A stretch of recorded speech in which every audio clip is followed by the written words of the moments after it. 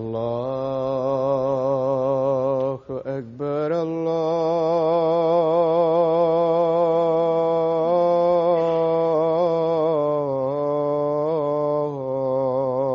الله أكبر الله أكبر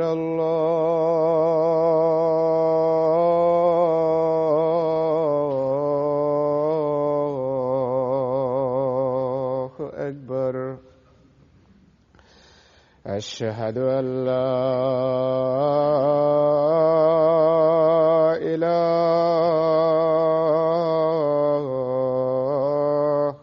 إلا الله.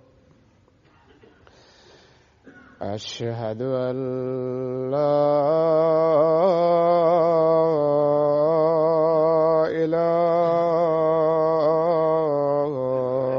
إله إلا الله. أشهد أن محمدًا رسول الله.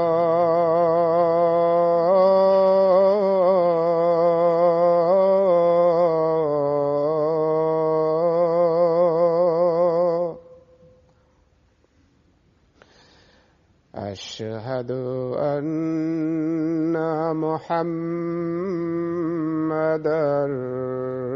رسول الله. حي على الصلاة.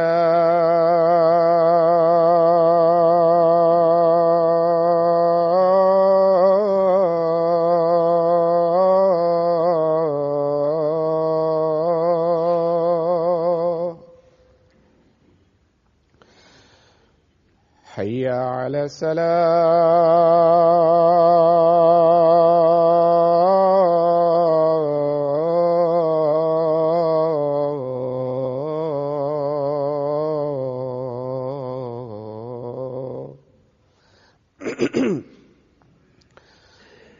حي على الفلاح.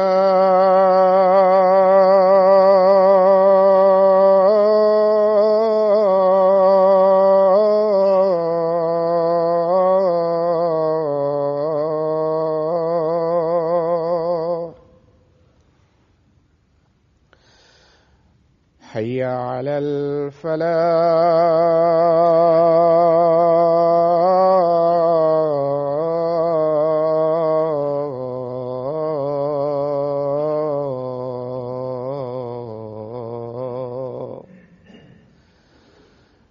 الله أكبر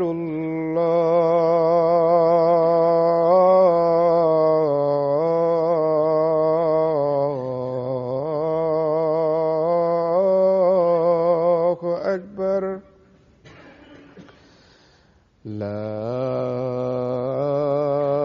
إله إلا الله.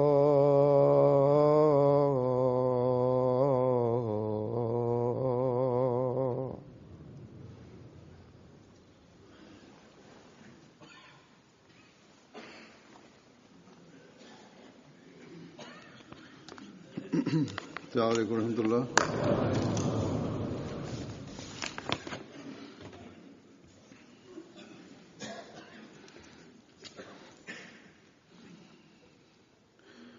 أشهد أن لا إله إلا الله وحده لا شريك له وأشهد أن محمدًا عبده ورسوله.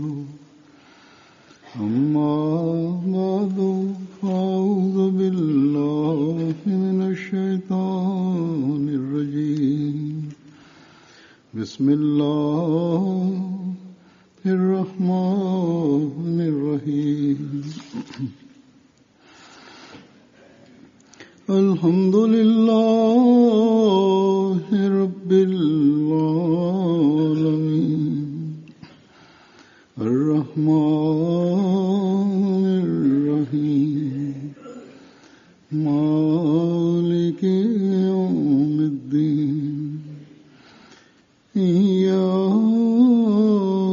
نعبد وإياك نستعين اهدنا الصراط المستقيم صراط الذين أنعمت عليهم غير المغضوب عليهم ولا الضالين.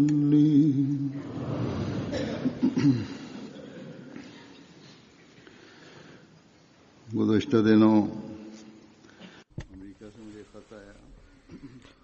In den letzten Tagen habe ich einen Brief aus den USA bekommen, dass auf der Jalsa Salana haben sie in ihrer Rede einige Ereignisse genannt, wie die Menschen die Ahmadiyyat annehmen, wie durch das Tabligh und durch die göttliche Rechtleitung, die direkt auch geschieht, die Menschen sich zu Ahmadiyyat hinbewegen und aufmerksam werden und die Menschen in ihrem Glauben standfest werden und die Wahrheit der Ahmadiyyat in ihren Herzen sich immer weiter etabliert. All das hat er gehört und gesagt, dass ich den Wunsch im Herzen hatte, möge doch auch durch mich jemand sich der Ahmadiyyat anschließen und möge doch auch ich diese Zeichen mit meinen eigenen Augen sehen. Er sagt, dass nach einiger Zeit das Telefon klingelte und eine Frau rief an und sie sagte, ich habe auf der Webseite ihre Nummer gesehen und rufe deswegen an und ich interessiere mich für den Islam und möchte mich mit Ihnen treffen. Er sagte, kommen Sie gerne. Sie unternahm eine Reise und kam an und berichtete über ihren Zustand, wie sie das Interesse an Islam gewann und durch das Internet sich weitere Informationen verschaffte und deswegen ihr Mann und ihre Schwiegerfamilie sich gegen sie setzten, weil sie radikale Christen sind. Und deswegen verließ ihr Mann sie, ihre 2 Kinder, sie hat 2 Kinder, auch sie sind gemäß des gerichtlichen Beschlusses beim Vater. Aber sie wollte nach der Wahrheit suchen und verließ ihre Familie aufgrund der Suche nach der Wahrheit. Sie sagt, dass als sie die Webseite der Jamaat Ahmadiyya besuchte, hatte sie die Möglichkeit, sich über den Islam zu informieren und sie schaute sich auch MTA an und sie sagte, dass sie sich auch über andere islamische Gruppierungen informierte, aber nicht zufrieden war. Und jedes Mal, wenn sie über den Islam nachdachte, war es die Literatur der Ahmadiyya Muslim Jamaat, die sie las. Unser Ahmadi sagte ihr, dass in den vergangenen Tagen auch unsere Jalsa Salana stattfand und sie sagte, ich habe das auf MTA auch gesehen und ich möchte mich dem wahren Islam anschließen. Er schreibt, dass seine Tochter, welche sich mit ihr unterhielt, sie ist eine Studentin, und sie sagte, als während der Jalsa Salana die Nau-Mubayin und die neuen Ahmadis über sie berichtet wurde, wie sie die Wahrhaftigkeit der Ahmadiyyat anerkannt haben und wie durch Allah Rechtleitung für sie kommt. Dieses Mädchen sagt, dass ich dachte, das sind vielleicht Übertreibungen oder Geschichten, aber nachdem ich diese Worte der Frau gehört habe, ist mein Glaube standfest geworden, dass das keine Übertreibung ist, sondern dass Allah tatsächlich die Herzen der Menschen auf der Welt hierher bewegt, wie Allah sie recht leitet. Es gibt einige Jugendliche oder einige gebildete Leute, die vielleicht denken, dass irgendein Ereignis übertrieben dargestellt wurde oder dass es nicht den Tatsachen entspricht. Aber seien Sie sich immer bewusst, dass alles, was ich erwähne und alle Ereignisse, die erwähnt werden, keine Geschichten sind, sondern das sind Tatsachen.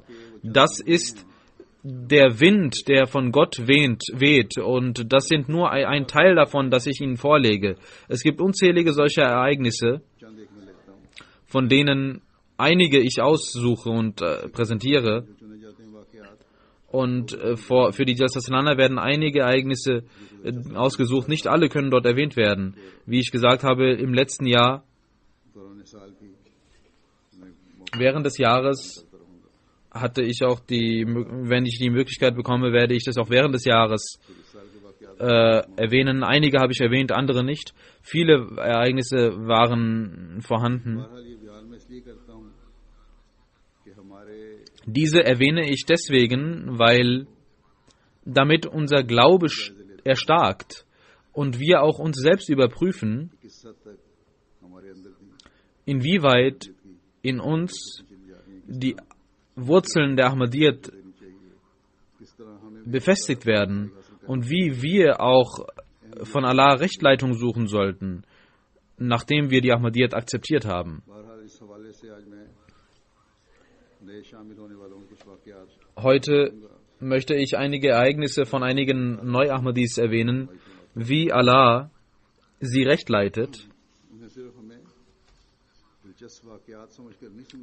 Das sollten wir nicht nur als interessante Ereignisse und Geschehnisse wahrnehmen, sondern es ist wichtig, dass das eine Tatsache und eine Wahrheit ist, die unseren Glauben stärken sollte und stärkt, die unseren Zustand uns überprüfen lassen sollte. Die Vorgehensweise Gottes mit der Jamaat ist eine Sache, anhand der wir dankbar sein sollten. Wir sollten uns unserer Pflichten bewusst werden und diese Pflichten auch erfüllen. Das ist der Grund der Ernennung und der Beschreibung dieser Ereignisse. Es ist unsere Aufgabe, der Welt Rechtleitung zu geben. Um diese Aufgabe zu tun, müssen wir zum einen viele Dinge unternehmen und auf der anderen Seite müssen wir unseren spirituellen Zustand und unsere Taten gemäß Gottes Gebote führen, damit unsere Taten den Glauben der neuen Ahmadis auch stärken. Die Rechtleitung und die Hilfe Gottes, einige Ereignisse, einige Beispiele werde ich erwähnen. Eine Frau aus Tunesien Maliha Sahiba schreibt, ich bin sehr interessiert an Büchern und habe islamische Bücher gelesen, ich habe den Koran gelesen, andere islamische Bücher gelesen, aber ich habe vieles nicht verstanden, zum Beispiel den Vers der Surat an-Nisa, über den Tod Jesus habe ich nicht verstanden, genauso andere Verse über den Tod Jesus hatte ich nicht ganz verstanden, was damit gemeint ist, ob Jesus gestorben ist oder lebendig im Himmel ist. Dann habe ich in Riyazus Salihin über Dajjal gelesen und ich habe mir gedacht, warum Allah in dem besten der Völker einen solchen Menschen schicken sollte. Dann dachte ich, dass Jesus vielleicht im Himmel sitzt und was macht er dort im Himmel? Ich war sehr besorgt aufgrund dieser Gedanken und betete Allah um Rechtleitung. Plötzlich eines Tages sah ich MTA im Fernsehen, welches ein ganz anderer Sender war als andere. Und man diskutierte dort über den Tod Jesu und die Gäste und der Moderator waren sehr würdevoll und ich erfuhr, dass der verheißene Messias Hazrat Mirza Ghulam Ahmad erschienen ist. Und regelmäßig schaute ich mir MTA an und langsam lösten sich alle Fragen auf. Und ich betete zu Gott, O Allah, gib mir nicht den Tod, bis ich nicht Ahmadi werde. Und ich machte das Bet und फिर यमन से Ramadan trat der Ahmadiyya Muslim Jamaat bei und das ist eine große Segnung Allahs. Dann sagt ein Herr aus Jemen, और उनको बहुत er sagt, ich habe चीन में जाके Ich habe in China gelebt und dort die chinesische Gesellschaft auch erlebt und fand die Leute sehr gut और उनको बुरा भला भी कहते हैं। und sehr freundlich. Und ich sah auch, dass die Araber diese Freundlichkeit ausnutzten. Und ich dachte, wie denn diese Menschen ihre Werte, ihre guten Werte, trotz ihrer guten Werte in die Hölle kommen sollten und wir nur, weil wir Muslime genannt werden, ins Paradies kommen. Dann, sagt er, habe ich angefangen, darüber nachzudenken, darüber nachzulesen, zu forschen. Ich las verschiedene islamische Bücher, ich schaute mir Fernsehsender an und auf einmal sah ich MTA und dort hörte ich Argumente, die so stark waren, dass ihre Kraft meinen Körper erzittern ließ. Und ich spürte, als ob mein Körper einen Stromschlag erlitten hätte. Und ich schaute mir MTA regelmäßig an und ich fing an zu weinen, wusste nicht, warum ich weine. Das Gefühl überkam, dass Allah mich zu diesem Sender gelenkt hatte, geführt hatte.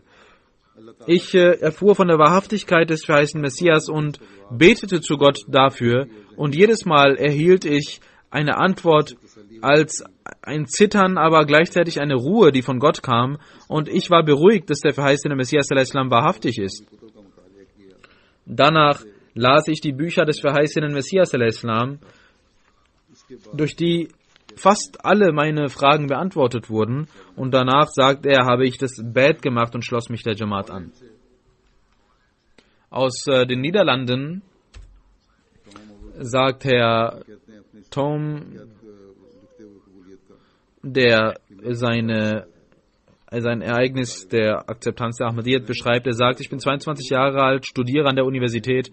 Anfang 2014 habe ich das Bad in Amsterdam gemacht und in der Moschee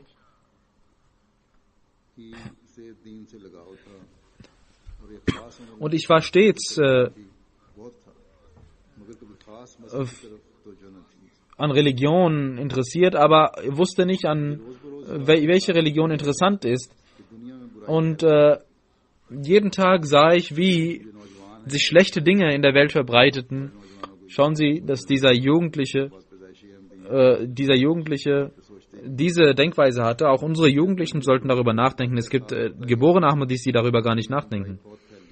Er sagt, dass ich jeden Tag sah, wie schlechte Dinge sich in der Welt verbreitet hatten und diese Sache lenkte mich dazu, mich mit dem Sinn des Lebens auseinanderzusetzen und ich las sehr viel und diskutierte mit Freunden und während der Recherche war mein Herz dem Islam zugeneigt und ich diskutierte mit 2 Ahmadi-Freunden. Ich ging mit ihnen nach Nunspeet und sah mir die Jamaat an und ich erfuhr und sah, dass der wahre Islam die Ahmadiyyat ist. Und mir wurde auch klar, dass der verheißene Messias al-Islam in dieser Welt gekommen war. Jesus war gekommen. Und die Muslime suchen nach Einheit und die Ahmadiyyat ist die einzige Gemeinde, in der wir wirklich Einheit, wahre Einheit finden können und in der wir wahren Glauben finden können. Er sagt, ich habe an Hazrat Khalifatul Masih um Dua gebeten und schrieb einen Brief dafür. Und nach dem Brief segnete mich Gott und ich erkannte die Wahrheit des Islams. Und in der Masjid Mahmud machte ich das Bad. Ich lerne das Gebet und ich versuche, ein reines Leben zu führen.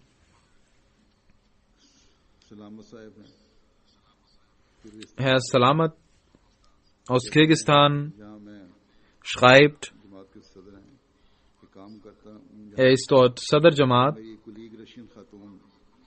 Er sagt, ich arbeite an einem Ort und dort habe ich eine russische Kollegin, die dem Christentum angehört und ich diskutierte mit ihr über die Religion und sie sagte, ich bin nicht überzeugt von meinem Glauben.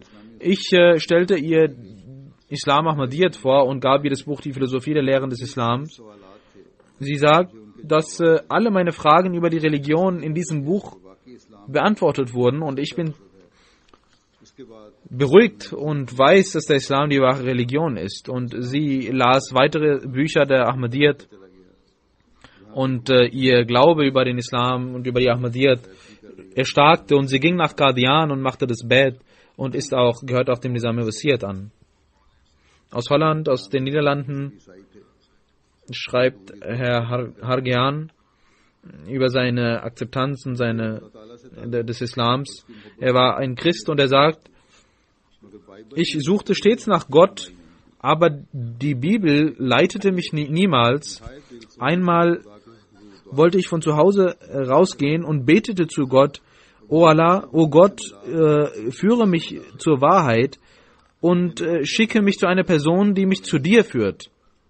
Das war der Tag des Geburtstages des Königs und alle waren draußen und feierten und nicht einmal eine Stunde verging, als ich einen Bücherstand sah, einen Bücherstand der Ahmadiyyat, und dort sah ich einen Ahmadi-Freund, der mir die Ahmadiyyat vorstellte und der mir die Literatur zeigte und die Philosophie der Lehren des Islams zeigte. Ich las dieses Buch zu Hause und mein Weltbild änderte sich vollkommen und ich wusste, dass der Autor dieses Buches kein geringer Mensch war, sondern ein Gottesmensch war. Nur er kann dieses Buch schreiben und ich wusste, dass der Islam die wahre Religion ist. Ich besuchte die Jalsaslana in den Niederlanden und in Deutschland und diese spirituellen Jalsaslanas hatten eine großartige Auswirkung auf mich und ich wusste, dass das die Antwort auf meine Gebete war, die ich an Gott gerichtet hatte und ich habe keine Möglichkeit, die Wahrheit zu leugnen und er machte das Bad während der Jalsaslana Deutschland. Aus Libyen sagt Frau Halla, sie sagt, nachdem Gaddafi gestürzt war, betete ich zu Gott und sagte, O Allah, schicke nun den Imam Mahdi, der unseren Zustand rettet. Einmal danach sah ich im Fernsehen den Sender MTA und ich sah das Foto des verheißenen Messias al-Islam, was meine Aufmerksamkeit lenkte und ich setzte mich damit auseinander mit den Programmen und ein Jahr lang studierte ich darüber und ich sagte, ich sollte sofort Bad machen und sie sagt und schreibt mir im Brief, bitte beten Sie für meine Standhaftigkeit und für meinen Glauben.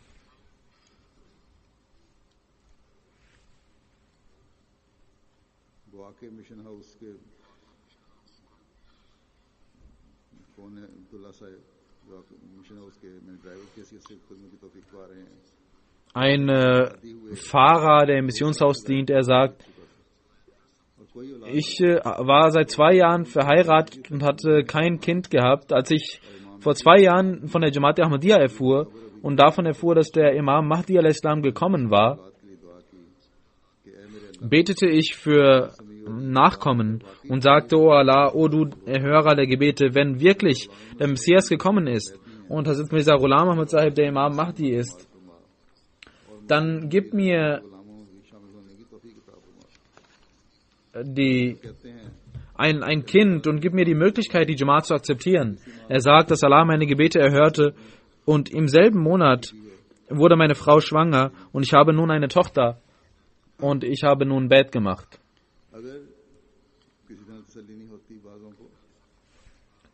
Es gibt Menschen, die nicht zufrieden sind, aber die Wahrheit erfahren wollen. Und wenn sie aber ohne Vorurteile zu Gott gehen und beten, und das hat der verheißene Messias auch gesagt, dass ihr zu Gott gehen sollt und beten sollt und um Rechtleitung bitten sollt. Wenn eure Absicht rein ist, dann wird Allah euch recht leiten. Dann leitet Allah uns recht und durch Traum oder durch irgendeine andere Art und Weise leitet Allah uns und man erkennt die Wahrhaftigkeit der Ahmadiyyat. Es gibt auch einige Ereignisse über Träume. Amir Sahib Gambia schreibt, an einem Ort hat ein Freund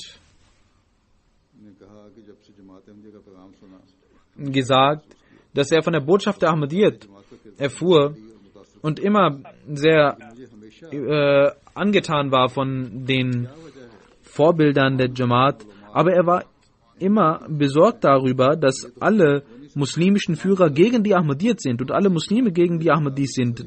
Es kann doch nicht sein, dass alle Muslime sich gegen eine Jamaat wenden und diese wahr ist.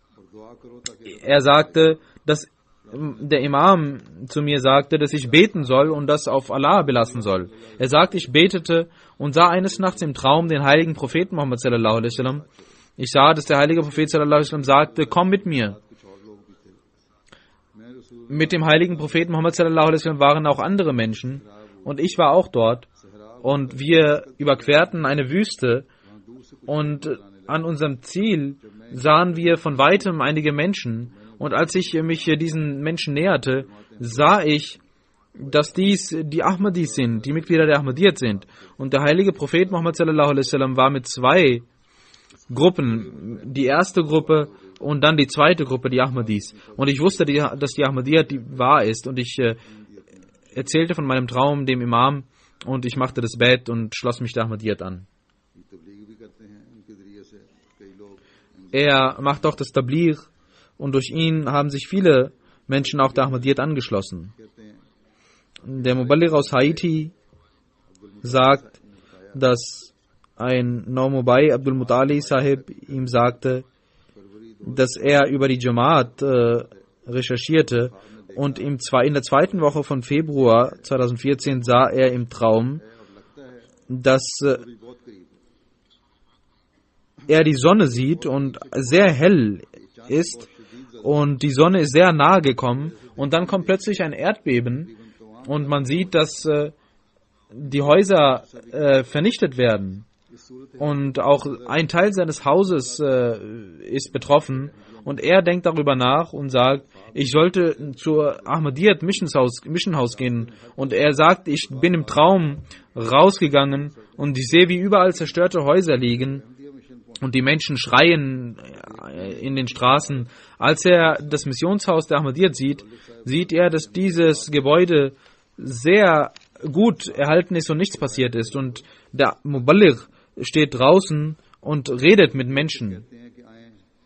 Als er mich sieht, sagt er, kommen Sie, lassen Sie uns zum Seaport gehen. Und wenn wir zum Hafen gehen, sehen wir, dass dort ein Boot vorhanden ist, ein weißes Boot. Und wir alle Ahmadis gehen in dieses Boot hinein. Und dort gibt es auch viele Ahmadis, die dort sitzen. Und durch dieses große Boot können wir unsere Reise weiterführen. Und dann wache ich auf und er sagt, ich wusste und war überzeugt davon, dass Erlösung nur durch die Ahmadiyyat zu finden ist. Wenn es einen Weg der Erlösung gibt, dann nur durch die Ahmadiyyat. Und er machte das Bett.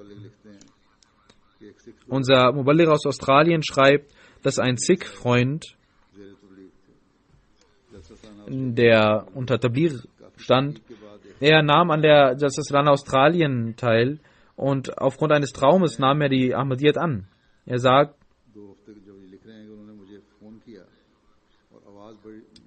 dass er mich anrief und seine Stimme war sehr, er weinte und konnte nicht sprechen.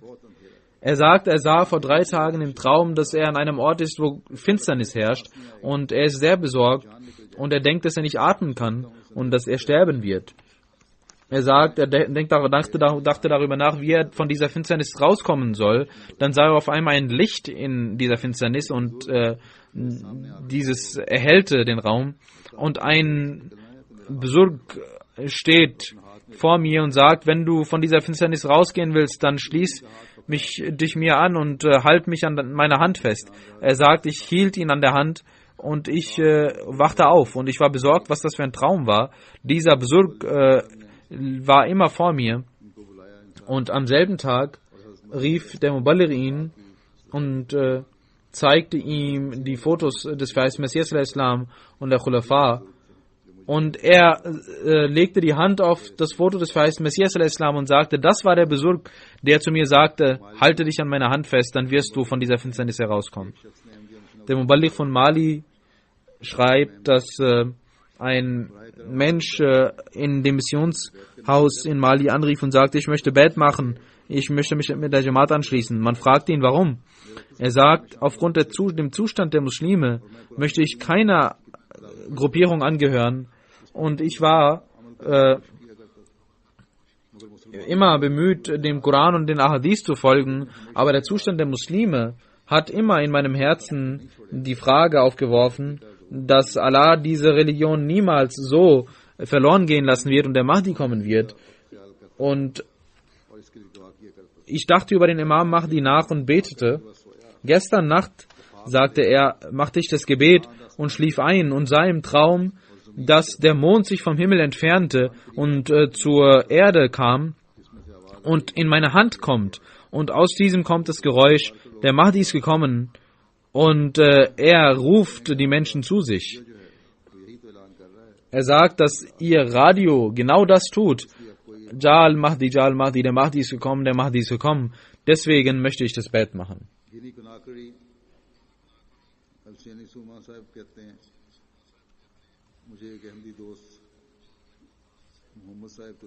Ein anderer Mensch sagt, dass ein Ahmadi-Freund ihn zur Jamaat einlud und Tabligh machte und er wusste es nicht und er betete zu Gott. Er sah im Traum, dass der Weg, zu dem er eingeladen wird, der richtige Weg ist und sein Herz war beruhigt und Allah gab ihm die Möglichkeit, das Bet zu machen. Dann aus Deutschland schreibt Ibrahim Sahib, dass er MTA sah, nachdem er sich von der Jamaat erfuhr, sah er MTA und er machte Istikhara über den verheißenen Messias und sah im Traum nach dem Istikhara, dass der verheißene Messias gekommen war und er kam zu ihm aus einem Schloss, das erhellt war. Ich hatte das Tuch um mich gewickelt, das Tuch der Pilgerfahrt und ich sah zum verheißenen Messias, er nahm meinen Kopf in seine Hände und ich sagte zum verheißenen Messias, ich höre und ich gehorche. Und darauf wachte ich auf und wusste, dass das der richtige Weg war. Aus Ägypten sagt Allah Sahib, er sagt, ich bin ein ägyptischer Jugendlicher. Vor einem Jahr habe ich die Jamaat durch MTA kennengelernt und ich wusste, dass das die paradiesische Gruppierung ist und ich möchte das Bet machen. Er sagt, ich betete zu Gott nachts und weinte und bat um ein Zeichen und im Traum sah ich, dass ich in einer Sitzung bin, wo er sagt, er schreibt, dass ich sie sah, den Kalifen der Zeit, und sie gaben mir einen Silberring und dort steht ein Koranvers. Als ich aufwachte, war ich sehr fröhlich und ich war sehr glücklich, nachdem ich aufwachte. Aus Sierra Leone schreibt unser Mubaligh, dass aus der Kenema-Region in einer sehr entfernten Jamaat Tongofil, dort gab es noch keine Ahmadis und im Nachbardorf gab es einen sehr guten Jugendlichen und die Menschen hatten ihn zum Führer der Jugendlichen gemacht und dieser Jugendliche sagt, als ich diese Krone aufgesetzt bekam, sah ich im Traum eine große Moschee. Ich möchte zur großen Moschee gehen und ich höre eine Stimme, die mir sagt, wenn du wirklich willst, dass deine Gebete erhört werden, dann geh nicht zu dieser großen, sondern geh zu dieser kleinen Moschee. Und ich sehe, dass dort mein Vater sitzt und zu mir sagt, oh Sohn, das ist die Moschee der Ahmadiyya Muslim Jamaat. Wenn du Gott erfahren willst, dann wirst du dies nur hier in dieser Moschee finden und hier kannst du beten. Dieser Jugendliche sagt im Traum, ich habe die Jamaat niemals gekannt und ich fing an, die Leute zu fragen, ob es hier eine Moschee der Ahmadiyya Muslim Jamaat gibt. Ein Mann sagte mir, dass in dem Dorf eine Moschee von der Ahmadiyya Muslim Jamaat da ist und er ging dorthin und machte das Bet und schloss sich der Jamaat an. Wichtig ist Aufrichtigkeit. Es geht nicht um die Menge, um die Quantität, sondern es geht um die Aufrichtigkeit, es geht um den Segen Allahs. Nur zu sagen, wir sind Muslime und die Ahmadis sind auf der einen Seite und die anderen Muslime sind auf der anderen Seite. Das heißt, die Mehrheit macht nichts aus, sondern die Hilfe Gottes und die Segnungen Gottes machen es aus und die Gebete, die von Gott erhört werden. Aus die Gambia schreibt एक रात जब वो सो रहे थे jemand, dass er einmal nachts schlief und im Traum कि वो आए einen Menschen sah, उसे पकड़कर अस्सलाम वालेकुम der zu ihm kam und seine Hand festhielt und Assalamu alaikum wa rahmatullah sagte. उसको नहीं पहचाना और फिर ख्वाब ही में वो लोगों से पूछते हैं Er erkannte diese Person nicht. तो लोग बताते हैं Er sagt, dass er nach diesem Menschen fragte. Und अगली सुबह die Menschen sagen, das ist der Imam der Jamaat Ahmadiyya. आए Am nächsten Morgen kam dieser Mensch zum Missionshaus तो ख्वाब सुनाई तो हमारे मोहल्लों und er erzählte von seinem Traum. Und unser Muallim hatte MTA angeschaltet MT पे चल रहा था und die Khutbah Jumma lief dort. उन्होंने कहा कि कल रात इसी शख्स Er sagte, als er den Kalifen sah, dieser Mensch nachts hat er mich begegnet und er schloss sich der Ahmadiyyat an. नायब नाज़िर साहब दाऊद इलाका दियान कहते हैं Naib Nazir Dawtirullah Qadian schreibt, मौजा dass hier in Hanumangarh, दालदीन साहब ने कुछ ein Dorf Mojawali, dort hat ein Mensch in einem Traum gesehen, dass ein gestorbenes Kind 4 लोग ruft, वो आपको दीन इस्लाम es werden 4 Menschen zu dir kommen, die dir über den Islam berichten werden. Sie sollten sich ihnen anschließen. Er sagt, wir gingen zum Lal Din Sahib und gaben ihm die Botschaft der Ahmadiyyat. Und nachdem er alles gehört hatte, sagte er, ich habe schon gewusst, dass sie zu mir kommen werden im Traum. Und ich wartete auf sie. Und er und seine Kinder und seine ganze Familie machten das Bett.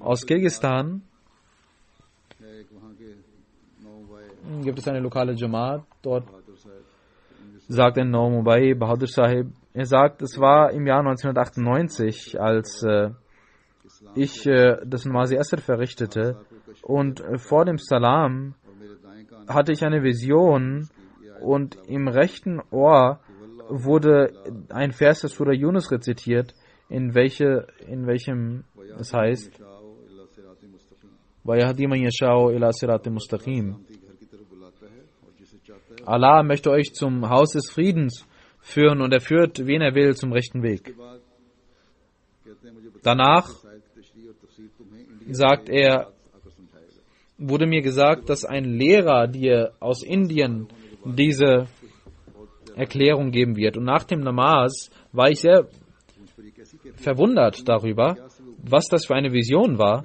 und was das auf sich hat. Denn ich kannte Indien gar nicht मुझे काम के सिलसिले में und hatte आना पड़ा noch nie davon gehört. Und er ging nach Russland von Kirgisistan und dort traf er einige Menschen, die aus Indien waren. Aber über die Jamaat wusste ich nichts. सिर्फ दुनियादारी और Und diese Menschen konnten mir auch nichts über die Religion sagen. Das waren Geschäftsmänner.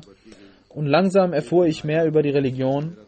Eines Tages lernte ich die Jamaat Ahmadiyya kennen. Und durch die Gnade von Allah habe ich die Möglichkeit bekommen, die Jamaat zu akzeptieren. Im Jahre 2012 machte ich das Bett und schloss mich der Jamaat an und habe nun die Erklärung dieses Verses verstanden, weil der verheißene Messias al-Islam aus Qadian war, hat Allah mir gesagt, dass diesem Imam sollst du gehorchen und an ihn glauben, und ich nahm die Jamaat an und diese Menschen aus Indien waren sozusagen meine Rechtsleitung. Dieser Imam Mahdi aus Indien. Chandrapur महाराष्ट्र की लिखते हैं Unser Mubarak in Charge Chandrapur schreibt, कस्बा है dass dort in einem Dorf, Sana Begum die Frau von Sheikh Qadir Sahib Sultana Begum war eine Gegnerin der Jamaat. एक शदीद मुखालिफ घराने से Diese Frau शादी के gehört einer Familie von Sheikh कबीर साहब ने अहमदियत कबूल कर Andhra Pradesh an, die Gegner sind der Ahmadiyyat. Ihr Mann Kabir साहब ने Ahmadiyyat nahm die Ahmadiyyat an und sie wollte sich von ihm trennen. Sheikh Qadir Sahib wusste, dass die Ahmadiyyat der richtige Weg ist. Qadir Sahib के शोहर सच्चाई पर हैं und करें अल्लाह ताला seine Freunde versuchten die Frau zu überzeugen, dass sie beten sollte, aber die Frau sagte, nein, die Ahmadiyyat wird meinen Glauben verderben. Deswegen versuchte sie stets von der Ahmadiyyat sich zu entfernen, obwohl zu Hause MTA lief. sah sie andere Fernsehsender. Aber Allah zeigte sein Wunder. Einmal sah die Frau in einem Traum, dass ein Busurg ihr die Kalima beibringt und sagt, dass der heilige Koran die letzte Scharia und Gesetz ist und du sollst dieses befolgen. Sie sagt, dass sie dachte, dass das der heilige Prophet Muhammad sallallahu alaihi wasallam war. Aber sie war noch nicht beruhigt und blieb ruhig. Nach einer Zeit sah sie wieder im Traum, dass die Ahmadiyyat sich verbreitet hatte und jeder sagt, ich bin ein Ahmadi, ich bin ein Ahmadi. Dann sah sie, dass in dem Ei-Dotter La ilaha illallah Muhammadur Rasulullah steht und dort steht, der Imam Mahdi ist gekommen. Und im Traum sagt sie zu ihrem Bruder, diese Menschen sind wirklich wahrhaft. Und morgens, sie hat eine recht geleitete, gute Natur und sie machte das Bett. Aus Mali, aus einer Region, schreibt unser Muallim, dass in einem Dorf Show ein Busurg ihm sagte, dass vor langer Zeit er im Traum gesehen hatte, dass er eine hohe Wand erklimmt und dort sieht er viele Blumen und rechts davon sitzen Menschen und im Traum sagte man ihm, wenn du den Islam verstehen willst und den heiligen Propheten sallallahu alaihi wasallam bekennen willst, dann sollst du dich diesen Menschen anschließen. Aber er wusste nicht, was damit gemeint war. Jetzt sah er nun das Nur-Radio der Ahmadiyya Muslim Jamaat und hörte sich diese Sendungen an. Und er sah im Traum, dass er dieser Jamaat sich anschließen sollte und durch die Gnade von Allah machte er das Bett. Wenn Allah diese Menschen führt, dann gibt es solche Ereignisse, die uns geborenen Ahmadis, auch unsere Pflicht wird dadurch größer, dass wir unsere Zustände reinigen, dass wir unseren Kontakt mit Gott herstellen, dass wir unsere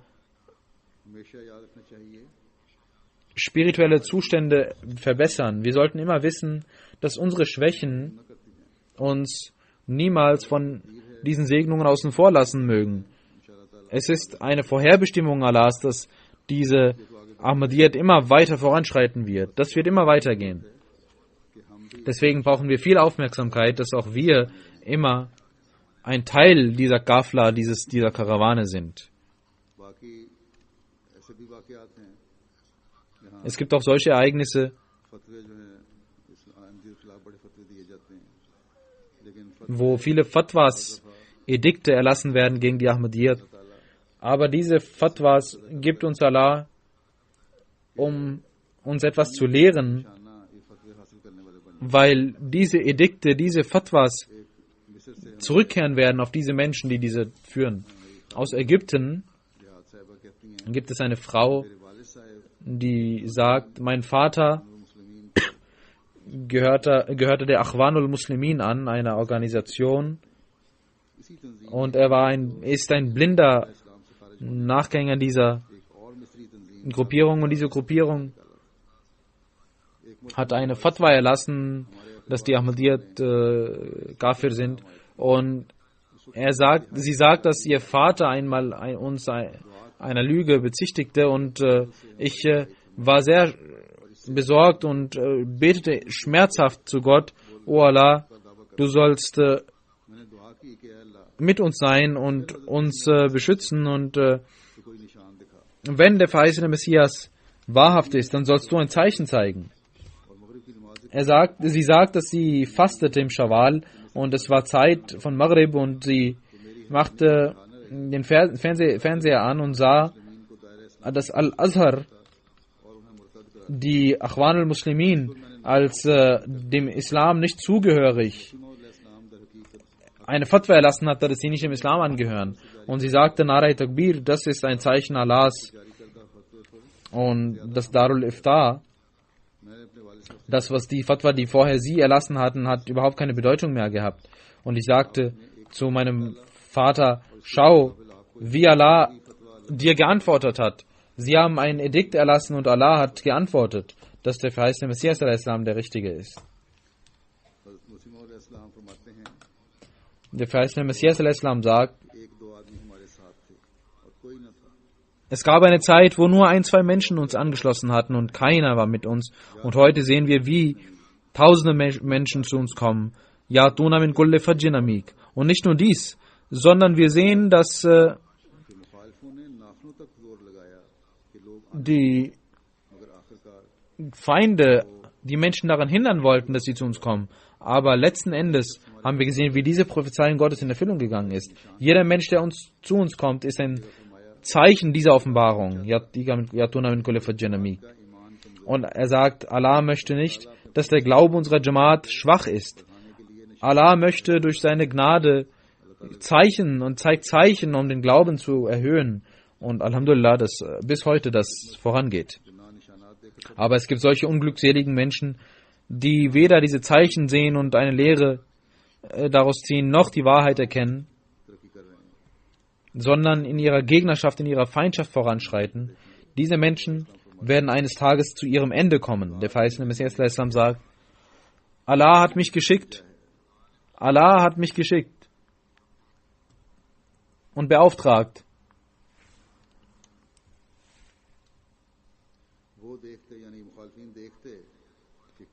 Diese Feinde sollten sehen, dass jener Mensch,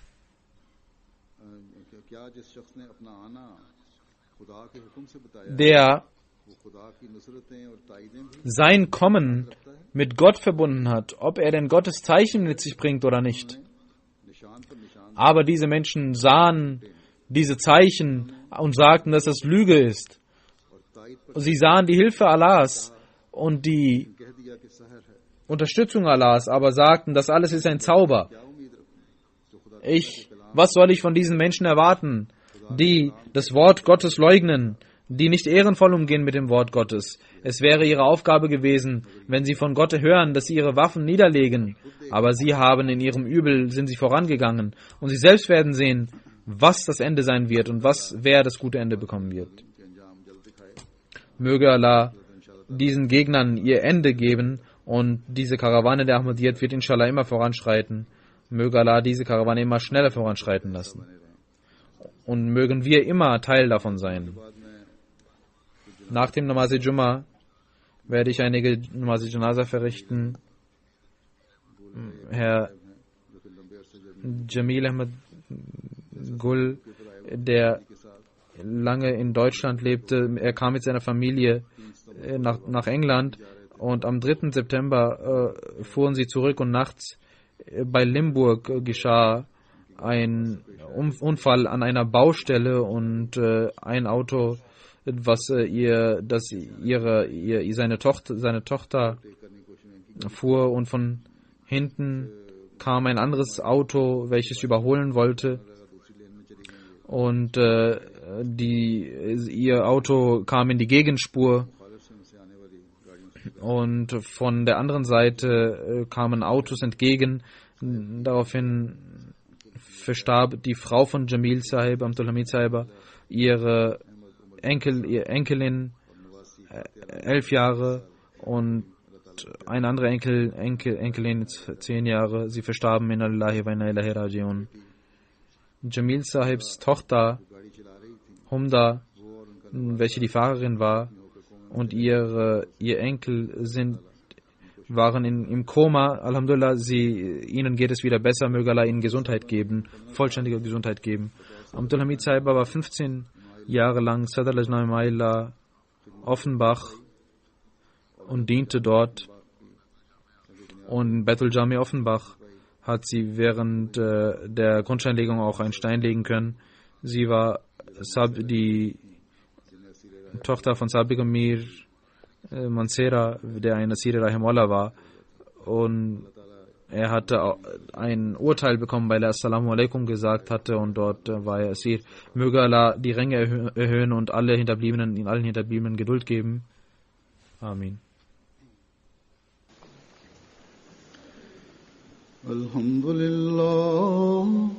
Alhamdulillah, nahmaduhu wa nasta'inuhu wa nastaghfiruhu wa nu'minu bihi wa natawakkalu alayhi wa